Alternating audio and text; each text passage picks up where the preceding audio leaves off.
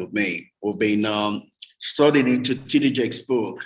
It's his latest book. Uh, we have some time now. It's Don't Drop the Mic, all right? And the power of your words can change the world. And we've been doing a study through this. We've done the first five chapters. We're today going into the sixth chapter in this. And we have this for some more weeks to come till we're done with it.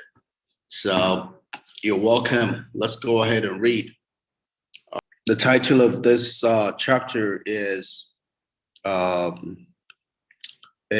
Does It Hurt?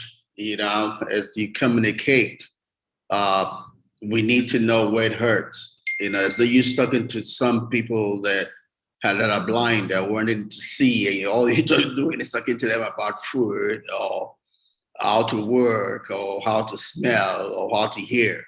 That's a lack it's not a perfect match, right? When we communicate to people, the intent is to meet their need. The intent is to take them away from a miry clay and bring them to a rock to stay.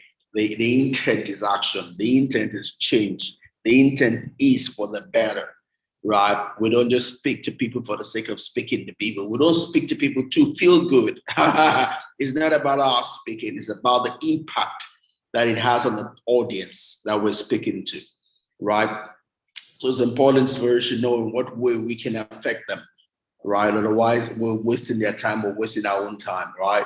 When it comes to communication is not selling, right? And I see a lot of people that are so excited about how I know how to sell, right? But selling it's not the hidden thing, right? The real deal, where the money is, it's not selling, it's a marketing, right? Because a big difference between selling and marketing, right? Selling is me wanting to force my good on someone else. It's a win-lose, right? There's a win-lose disposition, right? The marketing is a win-win because I am trying to give them what they need, right? And that's what communication is about. It's about knowing what they need and meeting that need. Sometimes that need is, they know that need, sometimes they don't know that need. But the key thing is that by the time the communicator is done, people's lives are better for it, right? It's not about the communicator, it's about the people, right? And that's what the whole sharing today is about. It's knowing where the heart is. Because when you know where the heart is, then you have what you might call a cult following. Because people will always go after the things that feed them, right? People follow after the things that feed them, the person that feeds them, the word that feeds them, right? And that's why a lot of people that are not communicators kind of become envious of those that are communicators. You see people trooping after a certain set of people. And instead of you understanding what is it that you're lacking that they have, you then start being jealous of those people and saying things, untrue things concerning them, right? They are doing something you are not doing. That is not necessarily wrong. You need to find out what it is so that you can also go to the next level of your evolution. And that's just in brief what we're going to be sharing. So let's get into it, right? And the book starts with this quote from Maya Angelou. It says, people remember you for how you make them feel, not necessarily anything else, right? People do not forget how you make them feel, not necessarily what you did, right? Emotion is powerful. A lot of things that we remember are things that have an associated emotion to it, right? And life isn't about just being present in people's life or just passing by people's life. It's about leaving them with a bit of you that changes the atmosphere for them. It's about a smile, a kindness, something that lifts up the burden of other people, right? And that's what a successful life is, right? It's not about feeling sorry for yourself, but to get your own hurt healed is also meeting the need of other people, right? When you meet the need of other people, your own needs are met of their own accord. There's a popular quote by Maya which says, "People don't remember you for what you did, but for how you made them feel." And that's what life is about.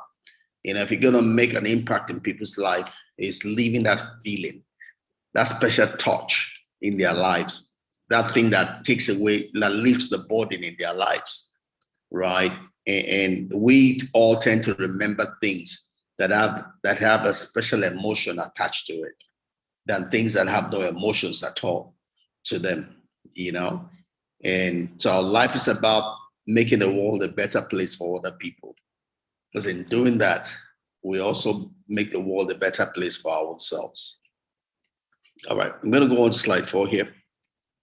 So TD Jakes was trying to use the analogy to talk about the need to know where the people, your audience, hurt or what their needs are. Talking about the incident his wife had when she was looking for, she had some pain, but they didn't know what the real source of that pain was. So they had to go through different specialists, to get the answer. And just using that to illustrate the point of there's a need to know where the pain point of the audience is. I see people go talk to congregations and they're talking over the head of the congregation. You're either going to talk to a congregation in the village and you're talking as if you're talking to people in the city. You're going to be talking over the head. You're wasting their time, you're wasting your time, right? You talk to people that are farmers and you're talking as if you're talking to executives. You're wasting their time, you're wasting your time, right? When you're communicating and trying to bless people, you need to understand where they are and where they need to be. Then how can you help them on that journey? Sometimes you might have a full answer.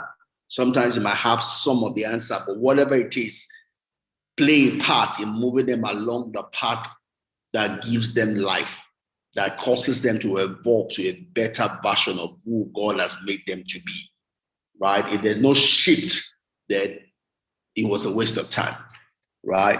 Because ministration is about making people's lives better, right? So if you spend your time talking to people and their lives cannot be moved in any positive direction, it's a waste of time, right?